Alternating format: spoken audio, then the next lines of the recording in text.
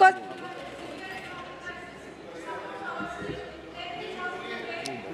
बोलिए आप प्लीज। माननीय सभापति जी, मैं आपके प्रति बहुत ही आभारी हूं कि आपने दुनिया के विशालतम लोकतंत्र के मंदिर में मुझे अपना विचार रखने का मौका दिया है। मैं आपके प्रति बहुत ही आभारी हूं और आज इस आदरणीय सदन में उन तमाम माननीय सदस्यों के प्रति आभार प्रकट करता हूं, उनका अभिनंदन करता हूं, स्वागत करता हूं, बधाई देता हूं, जो आज इस महान सदन में अपने अपने क्षेत्रों से जीत के आए हैं। माननीय सभापति जी, मैं अपने नेता माननीय अखिलेश यादव जी के प्रति आभार प्रकट करता हूं कि उन्होंने एक ऐसी सीट जो अयोध्या में है, प्रभु श्री राम मर्यादा पुरुषोत्तम राम की धरती पर है, जिस सीट के लिए 54 फैजाबाद के लिए देश और दुनिया की निगाहें लगी थी। और आज मान्यवर, आज जब चुनाव हो गया है, जब वहाँ की देवतुल्य मतदाताओं ने मुझे चुनाव जिताकर भेजा है, तो आज केवल हिंदुस्तान में ही नहीं, सारी दुनिया में चर्चा है। मान्यवर, मैं देवतुल्य मतदाताओं को आभार प्रकट करता हूँ, प्रभु श्री राम के प्रति अपनी आस्था और आभार प्रकट करता हूँ। और मैंने महामहिम राष्ट्रपति जी के अभिभाषण को सुना और देखा।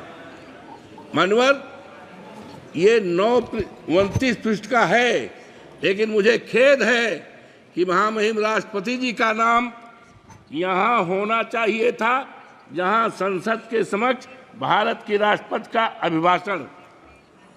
ये दुनिया के में किस तरह के मैसेज जाएगा, हमारे देश में कौन से राष्ट्रपति हैं, उनका क्या नाम है, इसको मान्यवर होना चाहिए था। मान्यवर, मुझे बड़ा ही आश्चर्य हुआ जब ये 29 पेज के अभिभाषण में कहीं पर भी अयोध्या का नाम नहीं है, मर्यादा पुरुषोत्तम राम की धरती का नाम नहीं है, जहां से मर्यादा केवल अयोध्या में ही नहीं, सारे देश में मर्यादा अंकित हुई है, उसका कहीं चित्रण नहीं है।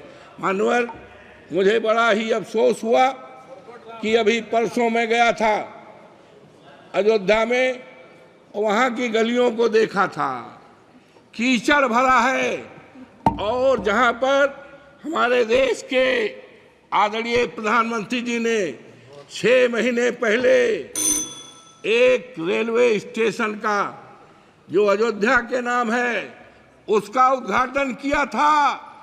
150 से ज़्यादा बाउंड्री वाल है, ढह गई है। और सबसे दुखद पहलू है मान्यवर, सबसे दुखद पहलू है कि स्टेशन से आकर के केवल हिंदुस्तान के ही नहीं, दुनिया के न जाने कितने लोग प्रभु राम श्री राम के मंदिर का दर्शन करने के लिए जाते हैं। 1 किलोमीटर की सड़क है, इतनी गंदगी है, इतनी गंदगी है कि लगता है सारी दुनिया की गंदगी अयोध्या में आ गई है।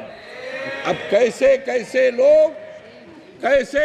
लोग दर्शन करने के लिए जाते हैं, प्रभु राम के मंदिर में जाएंगे तो सारी गंदगी को पैर से छप करके जाएंगे।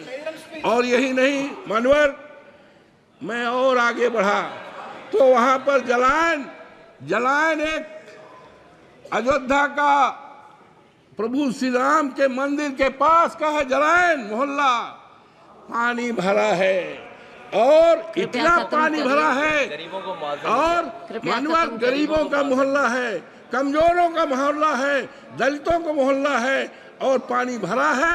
और सुना है उसके निकासी के लिए 35 करोड़ रुपए अलॉट हुआ है, लेकिन पता नहीं है ये पैसा कहाँ गया है, किस पे खर्च हो रहा है, गरीबों का मुआवजा नहीं दिया। और मनोहर, मुझे बड़ा अफसोस हुआ कि वहाँ पर एरोड्रम बना है, लेकिन एरोड्रम बनने में गरीबों को, किसानों को पैसा नहीं दिया गया।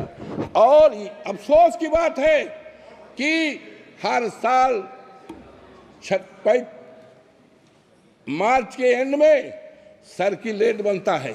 सर्किल रेट के द्वारा जमीनों का मूल्य का निर्धारण होता है, लेकिन अफसोस के साथ कहना पड़ता है हमारे उत्तर प्रदेश के हर जिलों में सर्किल रेट बना है, लेकिन आज 7 साल हो गया है फैजाबाद के, अयोध्या के किसानों की जमीनों के लिए सर्किल रेट न बनने के कारण उनकी जमीनों को कौड़ियों के दाम पर बाहरी लोगों को बसाने का काम किया है। हमारे नेता के पास न जाने कितने लोग आए, लेकिन हम कह के आए हिमानवर कि हम मुआवजा दिलाएंगे, हमारे नेता ने कहा था, लेकिन मुआवजा नहीं मिला।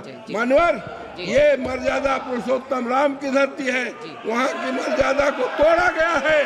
और निशिकांत दुबे जी, निशिकांत दुबे जी, धन्यवाद। वहाँ की मर्यादा को तोड़ा गया है, गरीबों के घर को ढहाया गया। अनुराग सिंह ठाकुर द्वारा